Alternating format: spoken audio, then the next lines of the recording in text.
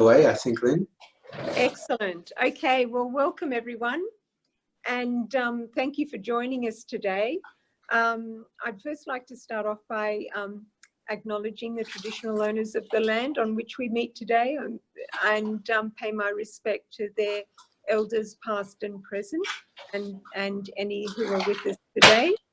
I'd like to welcome you or introduce you to Renee Dela-Cruz. Renee has worked with me for a number of years, and she has done some amazing things with children with autism. Somebody's got some rattling or something. Oh, sorry, that's me. I'll just turn my microphone off. Thanks. Renee, are you on board as well? Yes, I'm here. Ah, excellent. So Renee has and it's special that she joins us today, not only because of her fantastic hands-on knowledge in this area, and I've seen her videos of her doing things with children with autism that nobody has been able to do before. So she has some really great things to share with you. But also because she's not actually well today, and so thank you so much, Renee, for coming along and presenting to us. Pleasure. And I will hand over to you now. Thank you so much. Okay, thank you. I have some PowerPoints. However, I was saying to Lynn, trying to work out which PowerPoint I wanted to use today and present. I think I might email the PowerPoints out to people at the end so that you've got sort of a template of what I go through with you today. I'm happy for people to interject while I'm talking. If you have a question, I'm happy to answer it. I am going to go through, I guess, a bit of a flow of just how I understand, I guess, autism and how I approach some of our really tricky guys with really complex behaviours of concern. So let's begin. So today's presentation is really understanding some of the early intervention support needs that I see with our kiddos with autism. And I think that the biggest thing is to remember is that kids with autism that show really significant behaviours of concern when they're 3, 4 and 5, they still show them when they're 23, 24 and 25. So early intervention is absolutely critical, and I can't stress it enough about how important it is to get in early and really give families these foundational skills about how to approach a child's autism. You know, as we're all aware, autism is a lifelong neurological neurodevelopmental disorder. It's characterized by persistent difficulties in social communication, social interaction. It's coupled with our restrictive and repetitive patterns of behavior or interest. I guess the biggest thing I always think about with autism is its complexity. It is a spectrum, which means that, you know, we have some kiddos that, you know, are not as impacted by their autism in the same way as another child that may be struggling to develop language, that is struggling to communicate their basic needs. I always find that autism is often complicated via the fact that a lot of our kiddos will have co-occurring conditions. So they may have apraxia or dyspraxia, or they may have ADHD or other types of disorders that are going on that complicate the way that we approach the autism. I think from a professional standpoint, that can sometimes be overwhelming even for us, let alone a family who don't have the clinical skills to pull this apart and to understand what's actually happening with their child. So I think it starts with us being able to have a really clear understanding about how autism actually presents for that individual. I often will talk about with families going through each element of their child's presentation so that we can work out where is it that this child is most likely going to have difficulties. Sometimes it is more obvious when a child has, I guess, more of the severe side of autism, that we start to see that that world for families is a little bit more complex. And I guess that's really what I wanted to talk to today, is that while I have lots of individuals that, you know, their autism, yes, it impacts elements of their life, I also have a number of families where autism is devastating, and not only devastating for the individual, but it impacts every element of a family's well-being, their quality of life, and their future. And that's something that as a professional, we have to be really mindful of when we go in to assist these families, because often these families are, they're at rock bottom sometimes when I meet them. And part of my role is to be able to identify that crisis and to actually help them to actually move through what that's going to look like. And that's a little bit what I wanted to talk about today. So as we know, with autism, aggression is something that often pops up with our little guys and our big guys. Aggression is probably one of the hardest parts of complex behaviours to work with autism, because it's scary. It's scary when, we have big 6'4" guys that come into our office, and we are at risk of being grabbed by them, or having things damaged, because they are very sensitive to their world and their environment. Well, that also continues on at home. I think the biggest thing I find with a lot of my families is that they're often rejected a lot before they find someone who can actually sit down and work with them. They have a lot of professionals that say, oh no, he's too dangerous to bring him into my office. Let's just do phone consults. Let's not actually, address that problem, because it is really too overwhelming sometimes for professionals to be able to step into that relationship as well. And I guess that's something that we have to be able to work through, to identify that these families really, they need us to be able to connect with them, and they need us to pull these behaviours apart with them. With aggression, some of the types of aggression that we often sometimes see, my families will present with a different array, but the typical stuff that I see are things like hitting, kicking, scratching self, scratching others, pinching, hair pulling, skin picking, head banging, biting self, biting others, throwing objects at another person, property damage, ripping clothes, and probably a gamut more. But that's the plethora of behaviours that I can see on a daily basis, which I think for a lot of families can make them feel really overwhelmed. The other elements that I see, with these particular families is that they often have really poor social relationships outside of their own family. They stop visiting other families. They don't have as many friendships and supports in place, because their world is just too hard. We often find that sometimes our mainstream schools really struggle. So I have a number of little guys at the moment. So I have a 9-year-old and I have a 10-year-old that can't go to school because of their aggression. And that includes our mainstream school, our special school, and our special development schools, because they can't keep these kids safe.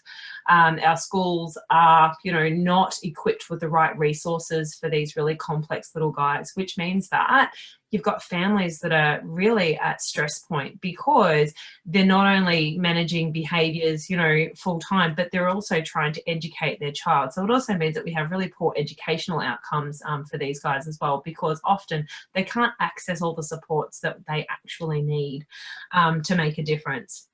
So we also know that there's a lot of burnout with families, which another part of my conversation is often helping families not to reach relinquishment.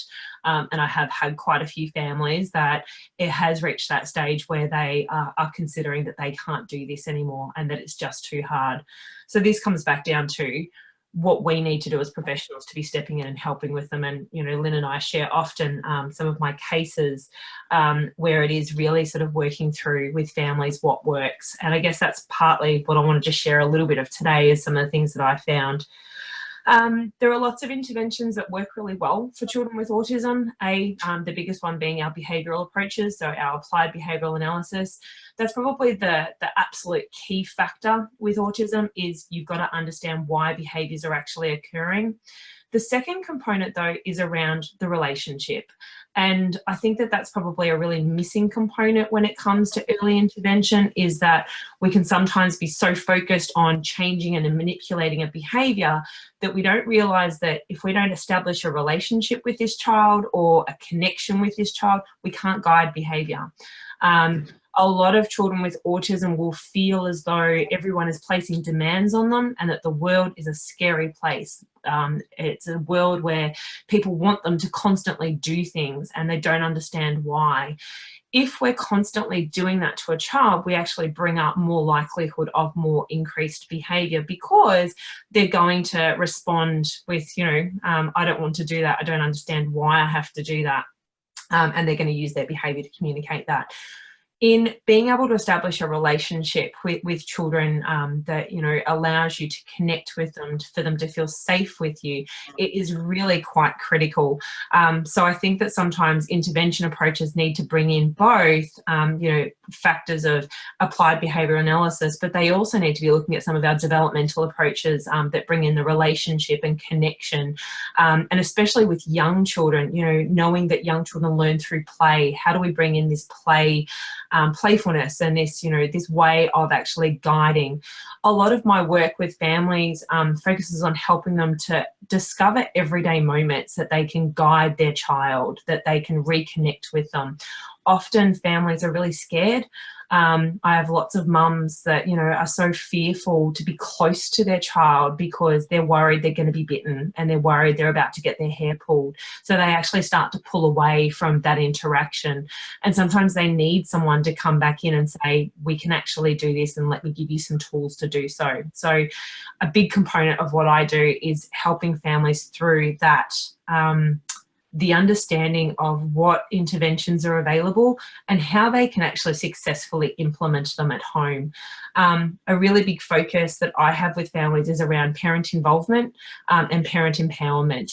I don't like to go in and do therapy with a child without a parent present, because I want the parent to be able to take the tools that I can show them so that they get to implement it at 8 o'clock at night, at 9 o'clock at night, at 3 o'clock in the morning, if that's when their child's awake, rather than feeling hopeless and feeling as though I have to wait for a therapist to arrive for me to be able to manage my child's behaviour.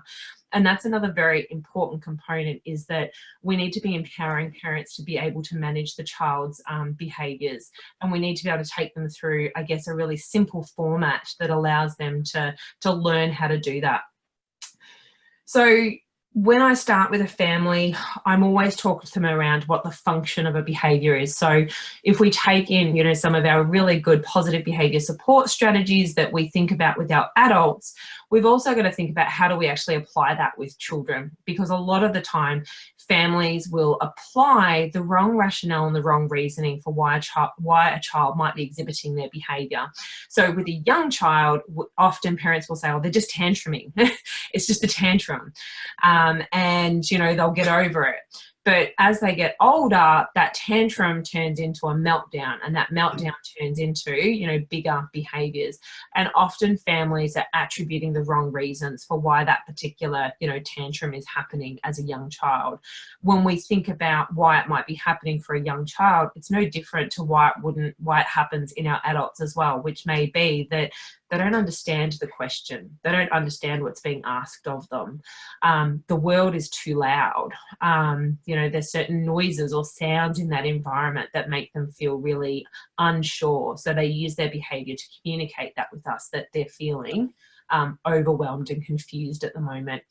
So it's helping families to understand that they're not exhibiting these behaviours because of, a naughty child, and that we want families to come around very quickly to understanding that we need to be able to guide behaviour and understand it.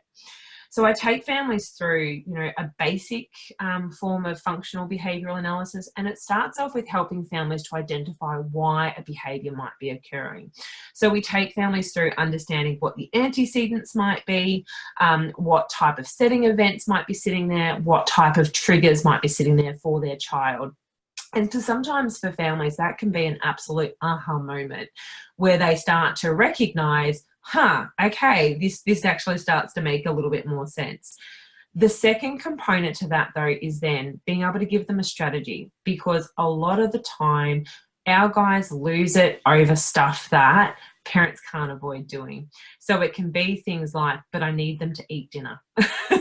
And the child has lost it because it was the wrong dinner. I worked with a young girl for a number of years who decided that she only wanted to eat white things. And this was quite distressing for the family because, when it came to trying to plan out dinner, you know, mum was frantically looking for, okay, what color is the pasta? Is the pasta too yellow? Is it white enough? And they would go through so much food wastage because she was constantly trying to avoid the meltdown. She didn't want her daughter to lose it. So they had fallen into this world where she was searching through everything to make sure it was a bland color so that her child at least would eat. What we had to do was we actually had to really sort of pare back and look at why this, you know, why this particular behavior was occurring. And it actually wasn't to do with color. It was to do with, you know, if we come back to understanding autism, some of those restrictive and repetitive patterns. And one of those patterns that she'd picked up on was sensory eating, only eating things that tasted a certain way.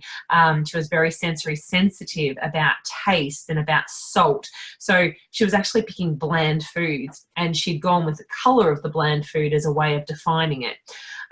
We had to spend at least 6 months reintroducing foods to this little one, and it took a lot of hard work to get there, but she now eats colorful foods again. But it took us working with the family and really breaking down that behavior and understanding it.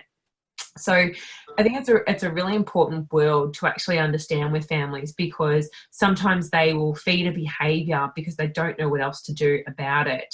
To give you another case example, I have a young boy who is 9 with both autism and Tourette's. And his Tourette's is so severe that he will just be constantly, you know, sort of hitting himself. But because mum doesn't want him to hit himself, so if you think about with Tourette's, when he gets stressed, he hits more. So they avoid all stresses, which includes they don't go to school at the moment because he loses it every morning about having to go to school. If he wants a remote control car, mum is going to go buy the remote control car because it's easier to buy the remote control car than have him put 4 holes in her wall. And these are some of the complexities that these families, you know, that they deal with on a daily basis. So when they come in and see someone like ourselves, it's really important that we have the skills to be able to pull that behavior apart with them, to be able to give them the skill to understand what is it that I need to be teaching my child? How do I pull that behavior apart? How do I, you know, teach them, you know, delayed gratification? How do I get them into, you know, a routine? And this is the hard stuff. This is the stuff that our families really struggle with. And as I said, I think sometimes that we as professionals sometimes really struggle with this as well. It can be very confronting when you've got a little one being physically aggressive in front of you and, you know, trying to scratch you or trying to grab your hair. But what we can do is we can start to identify the stuff that's going to trigger or set off those particular behaviours for our little guys. That all making sense? Yes. Oh, good. Very good. Just checking in. Lots of quiet faces. So I'm just hoping that I'm hitting sort of what everyone needs to sort of know and understand. So, why do behaviours of concern sometimes occur in our little guys? What are some of the biggest reasons that I see with our guys that creates behaviour? And I think the number one is communication. Often our guys are overwhelmed by too many words. They don't understand the meanings of the words. And they also don't understand the pragmatics. They don't understand what's actually being asked of them. So when they become quite confused and overwhelmed, they're going to use their behaviour to, you know, to communicate, I'm confused and I don't understand that. And that's a really big thing for us to be able to go back and teach families, how do you slow down communication? And I think that for me is one of the hardest things for families, because they will often speak to their child at the chronological age that their child's at, without necessarily identifying that sometimes our kids need 2 steps backwards, that you have to go back and give them really simple and calm language. So we need to be able to help families to learn communication tools with their kids. Some of the therapy techniques that we will go through is if we have a child that's nonverbal, we need to teach them an alternative communication system ASAP. It's a non-negotiable. It's something that I can't stress it enough about how important it is to have a communication tool, be it keyword sign that, you know, we can teach them to sign more or finished, be it that we use a picture exchange communication system, so that's our picture system. We need to be able to empower families to learn how to teach their child a communication system, because often my little ones that I've seen at 3 and 4, I'm still seeing them at 23 and 24 with the same behavioural presentations, because they can't communicate their needs effectively. And the kids where I've been able to see them go through early intervention, where the families have stuck with teaching them a communication system, they're the kids that we have less behaviours of concern. We still have behaviours of concern, they still occur, but it is less because they can actually communicate their needs. And there's lots of wonderful programs out there. There's Prolo to go on iPads, you know, there's, as I said, the picture exchange, the PEC system, keyword sign. It's really working with families about understanding how important that is, because if they can communicate their needs, we've got a much better chance that we can decrease behaviours of concern. And that's across all ages, but it starts from the early years.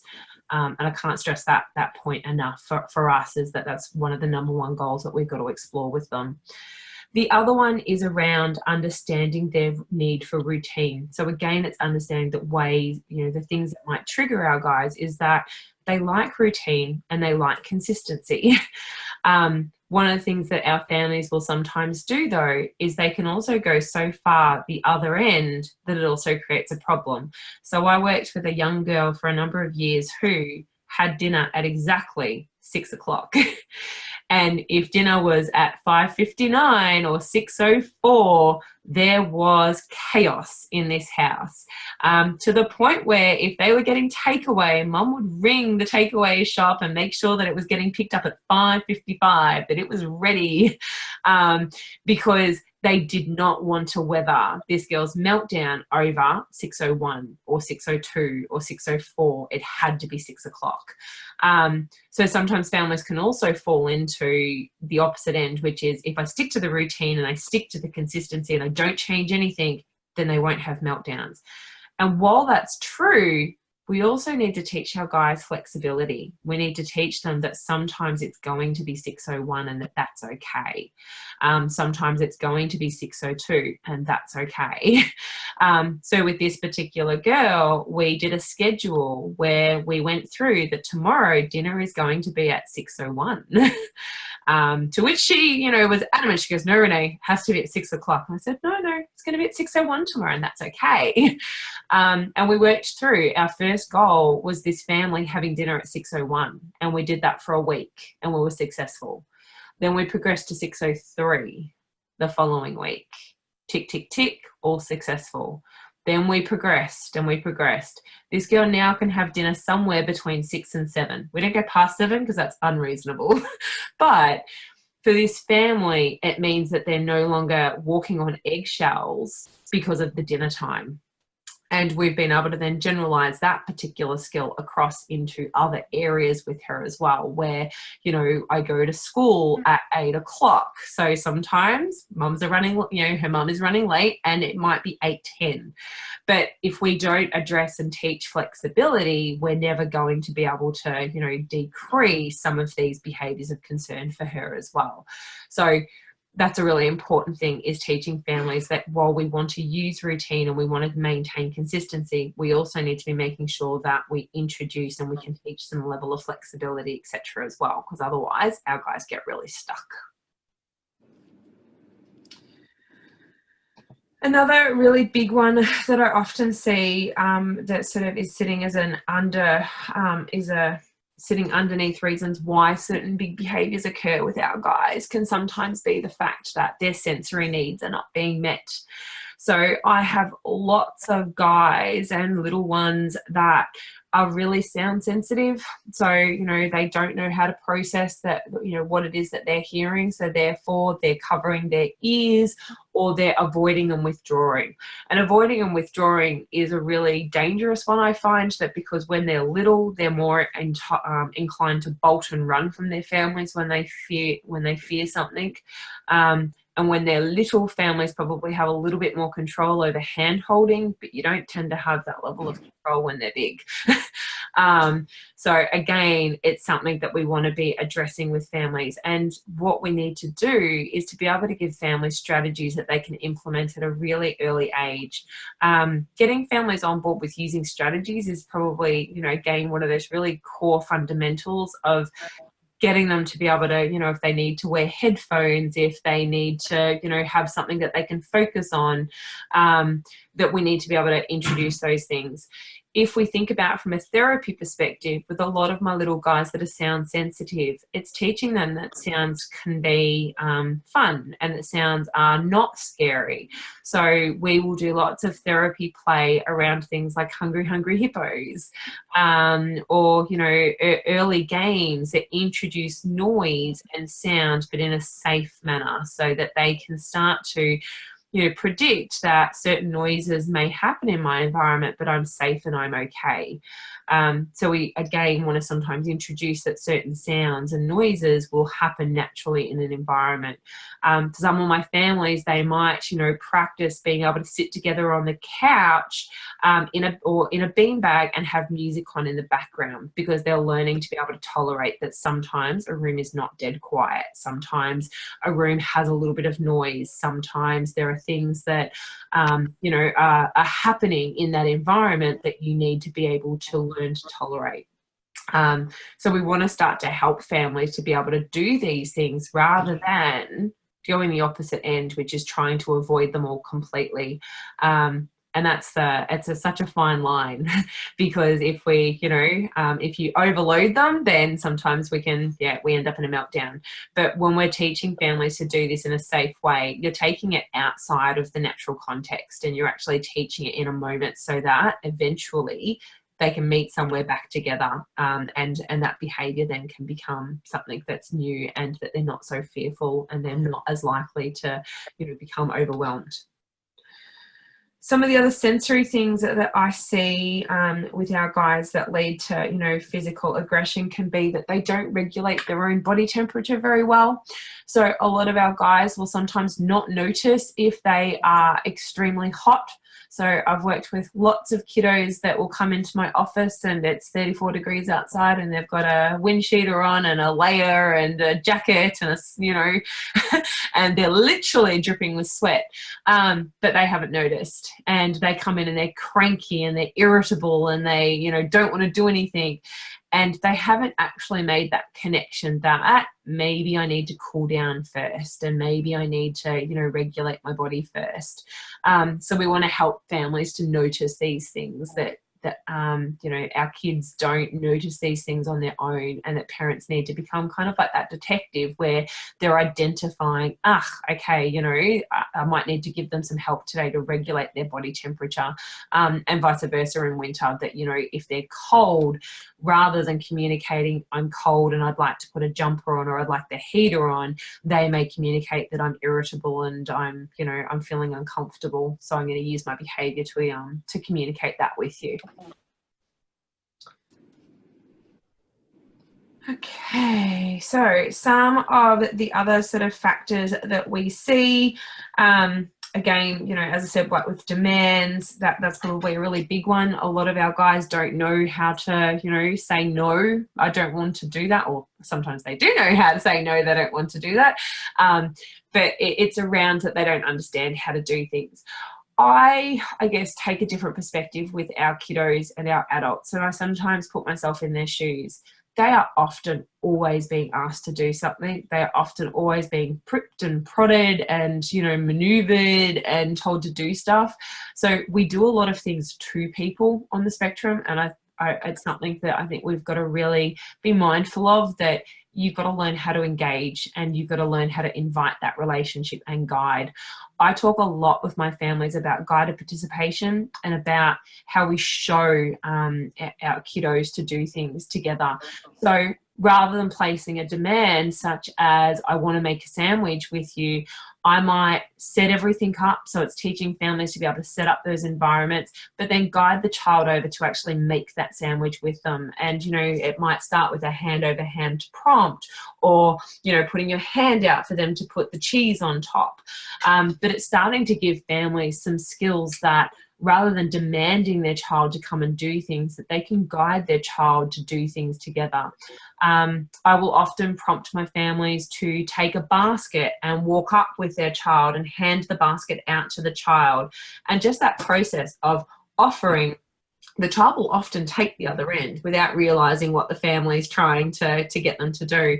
And it's a really lovely way of engaging in a therapeutic relationship with somebody. I work a lot with families around understanding zones of connection. So, you know, working with a child at arm's length, that you want them to be close enough with you that they can receive and understand what it is that you're communicating. We talk a lot with families about, you know, you've got to get down low, so getting down to the child's height and actually talking with them at arm's length rather than from across a room. Our guys need really direct and very purposeful delivery of communication. And often when you observe parents communicating, they're still communicating like they're communicating to other kids, which is they can be in the kitchen and they're yelling an instruction out from, you know what I mean, to the other room, or they're still not bringing in that zone.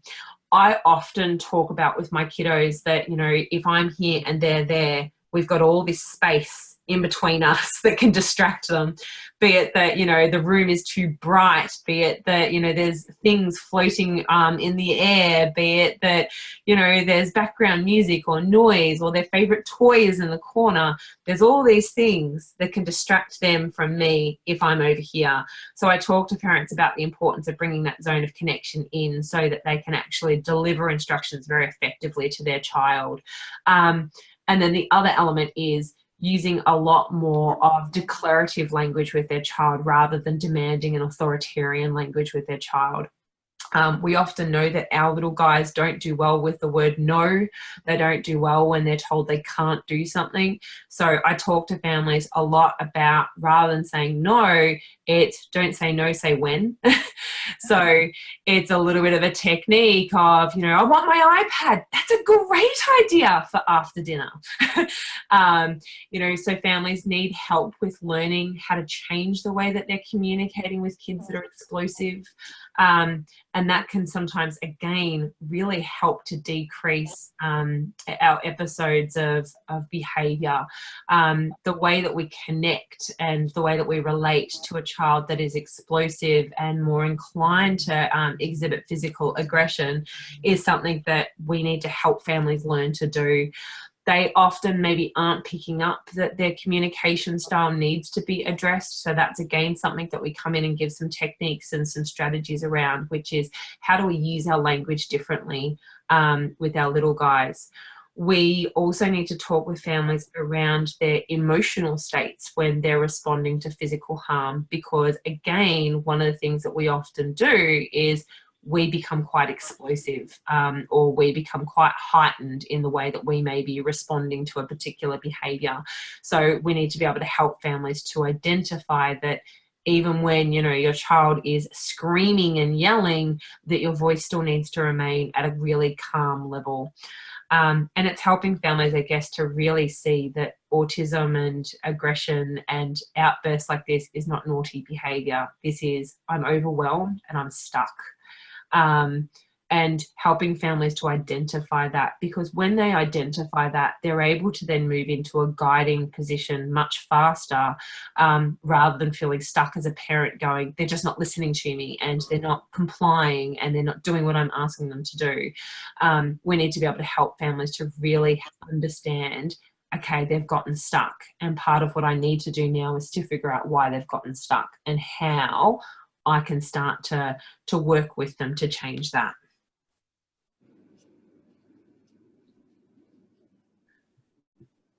Any questions? That's all making sense? Good. Okay. Last little bits, and then I've left just enough time for some questions and some things that we can go through. So giving you, I guess, a few more case sort of examples with our little guys that we work with. So one of my particular firecracker of a little one at the moment, I have a lovely little 8-year-old boy, and one of the, you know, the biggest things is that we don't wear clothes. So we often will, you know, engage with no clothes. He will hand bite. He'll pull hair, he will bite his parents and so forth. One of the things that we have found that has worked has been able to go right back down to some really simple back and forth, what we call shared engagements. So it's teaching him that engagements are not going to be demanding, that engagements are not going to be confronting.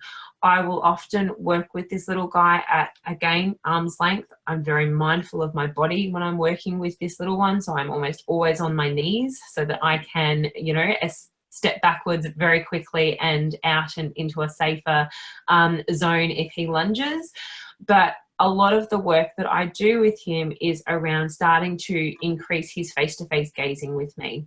So we will often do things such as, I will hand him an item for him to put it in the bucket, and then, you know, so we sort of play a bit of a throwing game where we're throwing things in a bucket.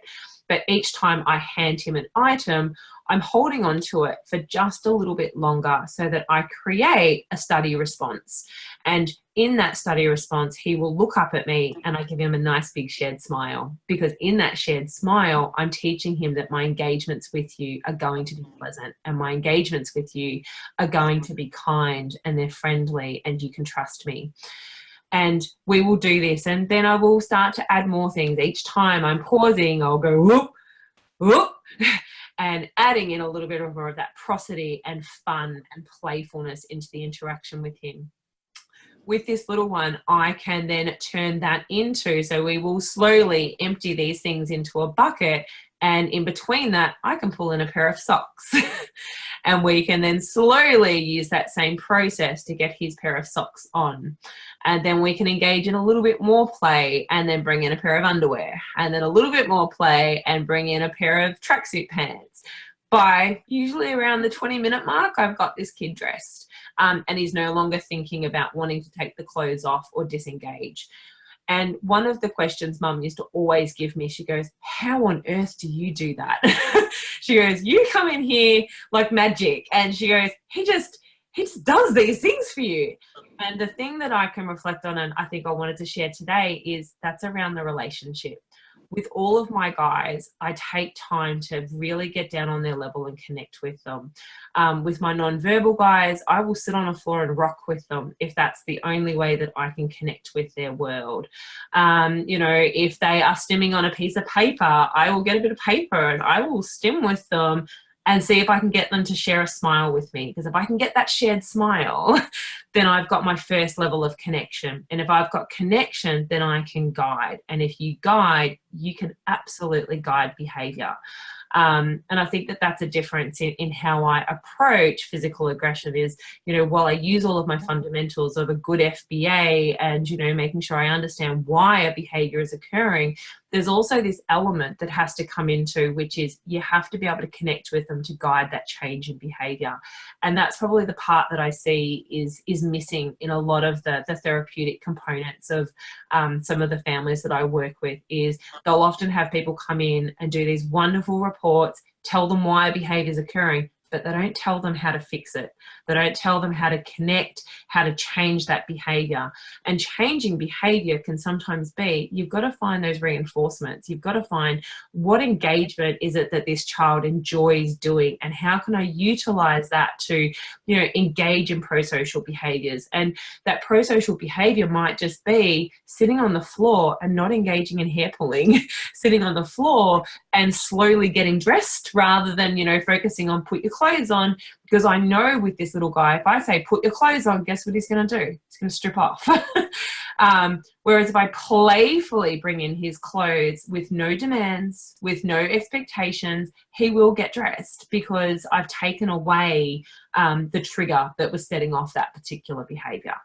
And I think that that's a key component, is It's around functions, around understanding why a behavior might be occurring, making that connection, using the relationship to guide, and really transferring those skills over to a family. Often families need to see us doing it. They need to see that we can actually help with a behavior, or that we can change a behavior, so that then they can borrow that and they can recreate it in their home environments as well. So over to questions. So I've left 15 minutes just to kind of go through a few questions, and yeah, hopefully I've covered lots of information that was useful. Renee, that was really fantastic. Thank you for that. I think the thing that's really important is that that playful aspect, the relationship building that you do, that enables the other learning to take place. Yeah. Unfortunately, I'm going to have to go. My battery has gone to almost zero, but I'll leave you with the others to finish off. But thank you so much for joining us today and presenting. It was wonderful. Thanks, Lynn.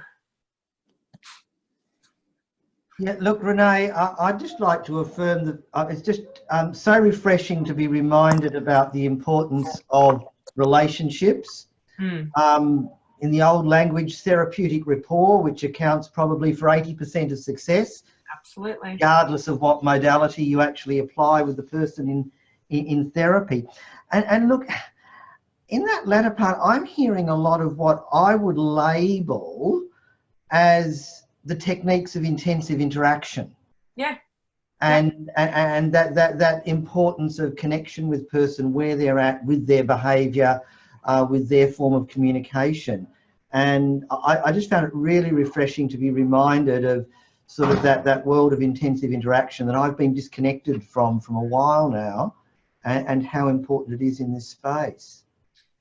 Absolutely, Keith. It's one of the things that I found that makes the biggest difference with any of my clinical cases is exactly that. It's, if I reflect on all of my cases, the cases where I really only get to touch the tip of the iceberg, where I've gone in, I've done the assessment, I've given the family a report, I've given them a few tools, but I've not been able to spend that therapeutic time engaging with the individual, playing with them, interacting with them, I find that I'm missing a really critical component.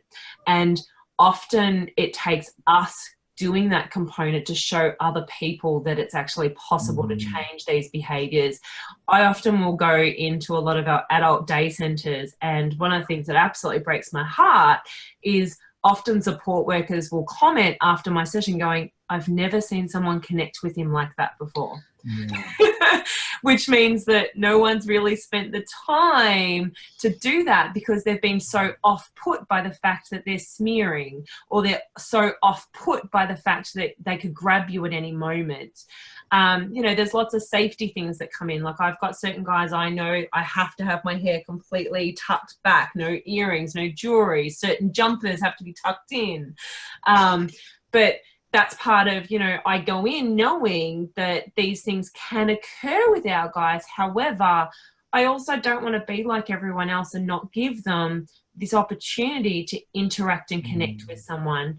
And I find that it is the one thing that I can't stress enough to people of how important it is. If we want to change behavior, you've got to be able to be willing to make that connection.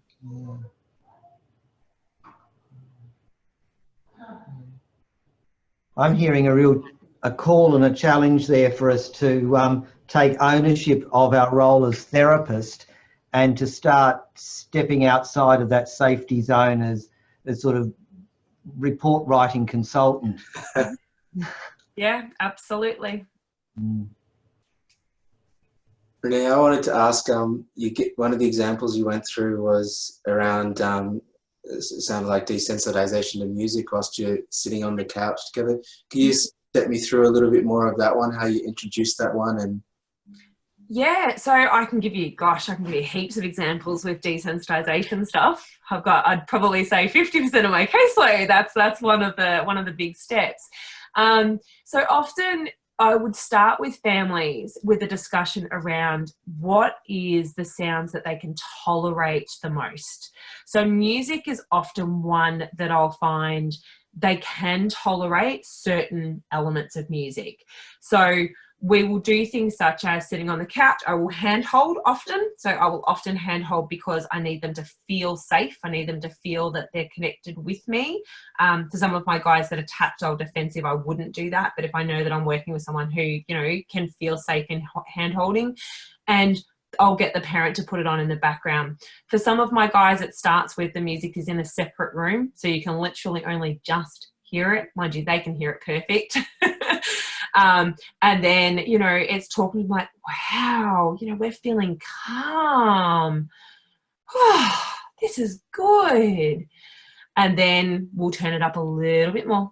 And again, feeling calm, getting those shared smiles.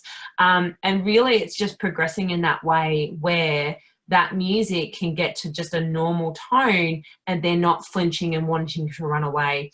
If they flinch and they're wanting to run away, then I pause. We feel calm, we're okay. And it's repeating that really simple language and working through that with them to be able to tolerate just for that moment. For some of my guys, it might start with literally 10 seconds of toleration, and that's it. That's the therapy goal. We've achieved it. And then the next session, we're going to go for a little bit more. And then the next session, we'll go for another, a little bit more. I had, actually she's 19 now, but this is a behavior that started way when she was younger.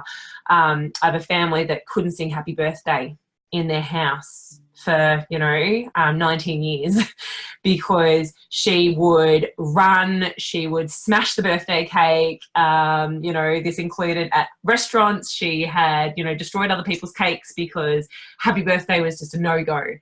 And we have probably spent a year working on whispering happy birthday. And that's as good as we get at the moment, is that her and I can sit together and we can whisper the song happy birthday. We're still not at a stage where she can accidentally hear it at a restaurant. However, she has, tolerated birthday cakes being out without the song. So we've taken lots of little steps that assist this family to be able to address this really maladaptive behaviour. And it's a long haul. It's not something that, these things are not quick fixes. They're things that we've got to be willing to really work through with a family.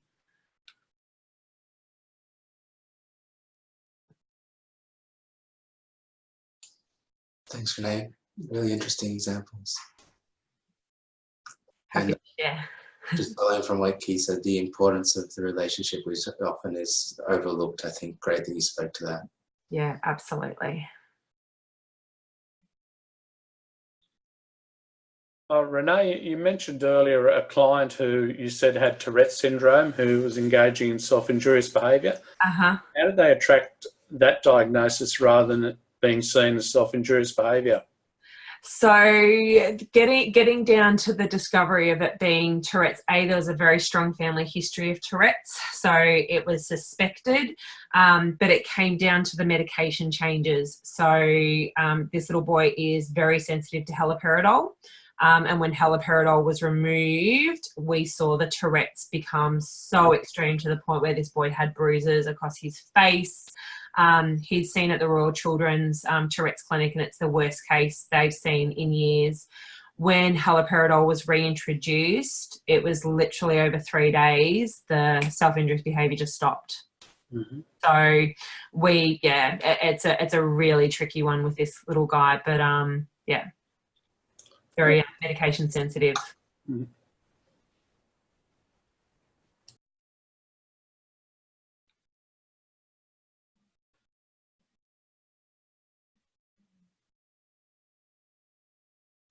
Any other questions? I've left everyone sort of sitting quietly with it. I think in the absence of Lynn, who had to leave us early, unfortunately, maybe I'll step in and say I really enjoyed that. I think many of us here did. Some great questions as well. It has been recording, so the committee will work on the use of this recording. So thank you for allowing us to record that. And I really enjoyed it, and just say thanks on behalf of the committee, and I guess round of applause. And I'm really pleased. I was saying to Lynn, I think the hardest thing about presenting on this topic is how much information and what do people already know and what can I offer that's different. And yeah, so I hope I kind of conveyed that today. it worked for me. Thank you. Thank you, Renee. Thank you. Yeah, thanks. Thanks. All right. Great. Bye, everyone. Thanks. Bye. Thanks, Renee. Thanks, guys. See you soon. Bye. Bye, everyone.